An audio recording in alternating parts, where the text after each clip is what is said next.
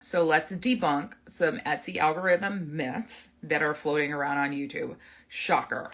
So yes, Josh Silverman said that there's a transition with the algorithm that's going to be more focused on behavior. Newsflash, that's nothing new. So this YouTuber took that piece of information and said, oh, this is bad.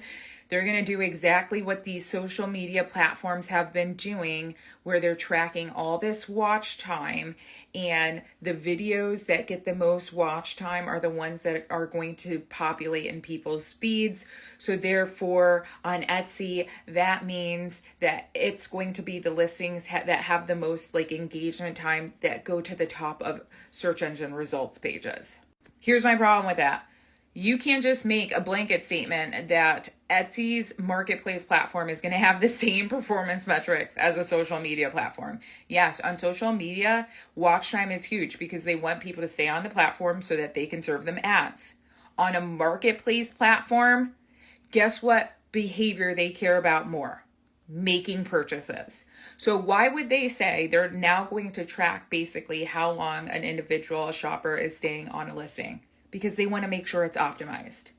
They're sick of putting listings in front of customers where they hop in, stay for 1 or 2 seconds, and bounce off because that seller didn't take the time and they have maybe 1 or 2 images or 1 to 3 images. Or it's not optimized and the images they're showing are terrible. And the person like that is saying, nope, this isn't it, hopping off. Bad shopping experience. So this has been best practice in e-commerce forever. It's called a bounce rate. They don't want to have high bounce rates. Why? Because they want people to get through the sales pitch and then make the decision to purchase. So you better believe they're also going to be tracking sales being made by the listings where people are spending a little bit more time because they're engaged. And I want you to think about it this way. Imagine if you saw a shop on a street and you saw what was in the window and you're like, that's cute. You go inside, you look around, nothing else is cute. And you're like, never mind, this isn't the shop for me. And you kind of just turn around and walk out. Same thing. Let's debunk, oh my gosh, is Etsy only going to show irrelevant listings now on search engine results pages? No, they are shifting towards a customer-centric shopping experience, which literally is best practice.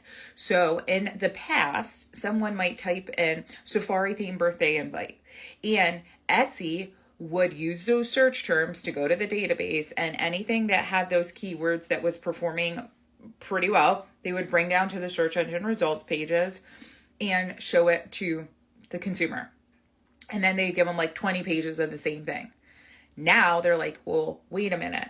Why would we show them 20 bajillion options of the exact same product?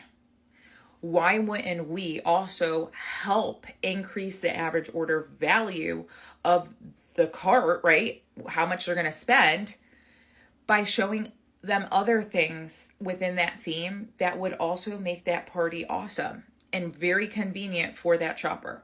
Kind of like Party City. Now they have aisles that are theme based. So if you go into the 50th anniversary aisle, you're going to see the balloons, you're going to see the plate, you're going to see the cups, you're going to see the napkins, you're going to see the decor, etc. Because they're like, wouldn't it be awesome if the customer went down the aisle and just started adding more things to the cart? Oh yeah, we need plates. Oh yeah, we need napkins. Oh yeah, we need balloons. Makes sense. It's a good shopping experience. Instead of just having one aisle dedicated to invites, then another aisle dedicated to cups and then plates, etc.